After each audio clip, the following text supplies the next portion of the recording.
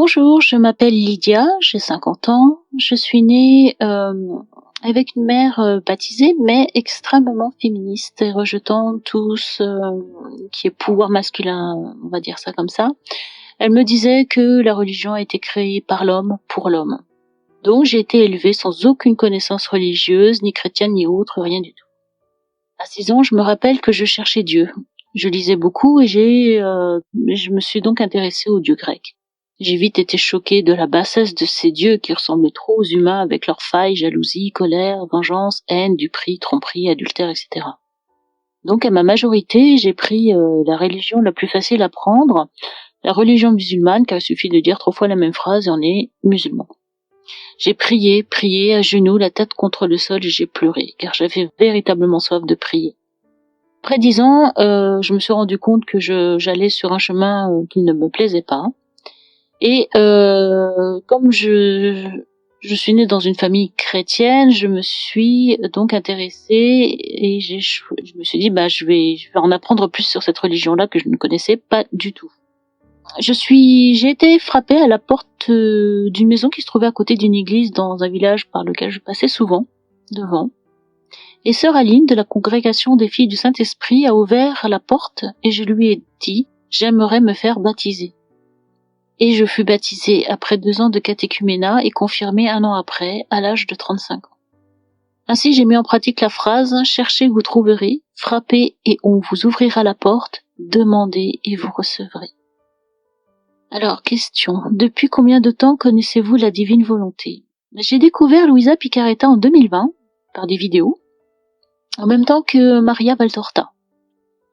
Mais en 2020, n'ayant aucune connaissance et étant très très loin de tout ça, je n'arrivais pas à comprendre le peu que j'avais écouté de son œuvre. Donc en 2020, j'ai passé 1 an à écouter toute l'œuvre de l'Évangile tel qu'il m'a été révélé de Maria Valtorta, et c'est après que j'ai osé écouter l'œuvre de la divine volonté.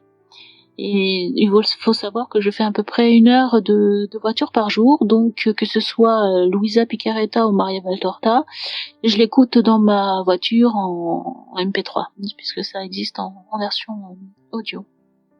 La lecture de Luisa Picaretta, de l'œuvre de Luisa Picaretta en 2021 fut malgré tout assez difficile, mais déjà je comprenais un peu mieux grâce à l'œuvre de Maria Valtorta.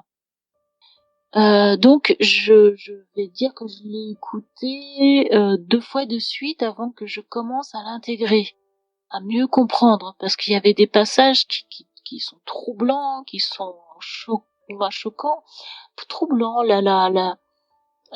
comment dire, l'intimité entre Louisa et Jésus, et parfois ça donne le doute de dire mais comment Jésus peut être comme ça n'avait rien à voir avec la lecture de Maria Valtorta. Mais cette difficulté de compréhension m'a fait comprendre qu'il me manquait beaucoup de choses. Donc il y a une certaine humilité qui est venue grâce à ça. Il a fallu que j'admette que toutes mes lectures précédentes m'avaient plus éloigné de Dieu qu'autre chose. Car après mon baptême, quelques années après, je suis tombée sur des livres qui disaient que la Bible était un plagiat des écrits sumériens. Et c'est pour ça que et à partir de là, je n'étais plus retournée à l'église. Et c'est Luisa Picaretta qui a répondu à mes interrogations, qui a donné des réponses à justement ce genre de lecture. Mais ce qui est plus fort encore, c'est que j'ai eu un déclic et ce déclic, je vais l'appeler la vraie foi, parce que c'est à ce moment-là que tout est devenu lumineux et je n'avais plus besoin d'aller chercher dans des livres. Tout était devenu clair en moi. Donc même ces livres-là, j'ai compris, j'ai eu le déclic, je sais. Et mes 2 livres de chevet, on va dire, c'est les livres de Maria Valtorta et de Luisa Picaretta.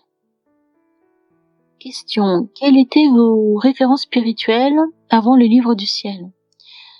Alors, avant de commencer ou de demander le baptême, j'avais lu plusieurs fois l'imitation de Jésus et les exercices spirituels selon Inigo de Loyola.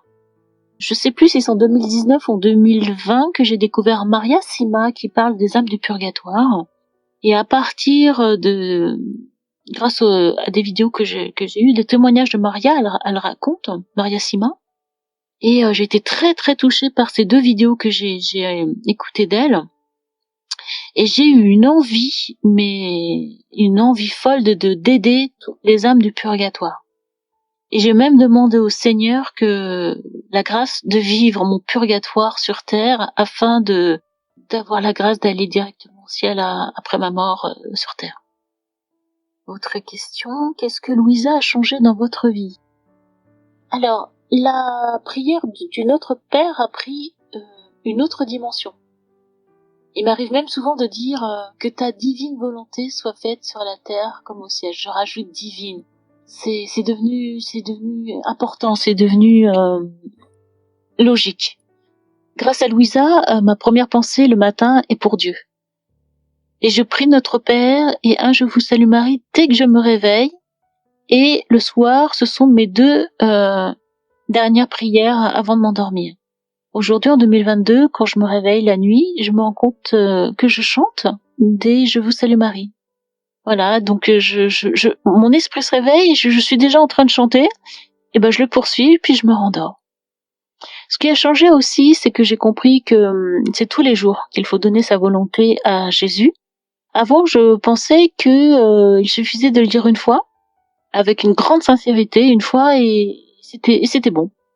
Et aujourd'hui, je sais que grâce à Louisa, qu'il faut renouveler tous les jours sa confirmation, et donc tous les jours, je confirme à Jésus que je souhaite faire sa volonté et non la mienne. Question. Quels témoins sont importants pour vous aujourd'hui pour progresser dans la divine volonté? Alors, je remercie les groupes YouTube comme Amen, Fiat, qui m'a permis de découvrir Luisa Picaretta en 2020, et le groupe Les Enfants de la Divine Volonté en 2021 avec le Père Shonan, qui me fait comprendre et m'enthousiasmer sur la manière de vivre dans la Divine Volonté. Et puis aussi, merci au livre Préparez dès maintenant le retour du Christ, d'après les écrits de Luisa Picaretta, qui, moi, m'aide vraiment à comprendre son œuvre. Question. Racontez-nous votre journée type dans la Divine Volonté. Alors, comme je l'ai dit, j'essaie de passer ma journée à penser à Jésus et surtout à passer ma journée à lui dire merci, à lui dire que je l'aime. Ah, car oui, aujourd'hui, je peux dire que je l'aime. Ah, certainement pas comme lui, il nous aime. C'est pour ça que je lui demande, aime-moi, afin de me faire comprendre comment il faut que moi j'aime. Autre question, quels sont pour vous les points clés à connaître pour progresser dans le don? Alors, je dirais que comme j'ai toute confiance en Dieu, et que lui sait mieux que tout le monde quoi faire avec chacun, il a été patient avec moi, il a su me guider avec douceur et tendresse jusqu'à Maria Valtorta, puis Luisa Picaretta.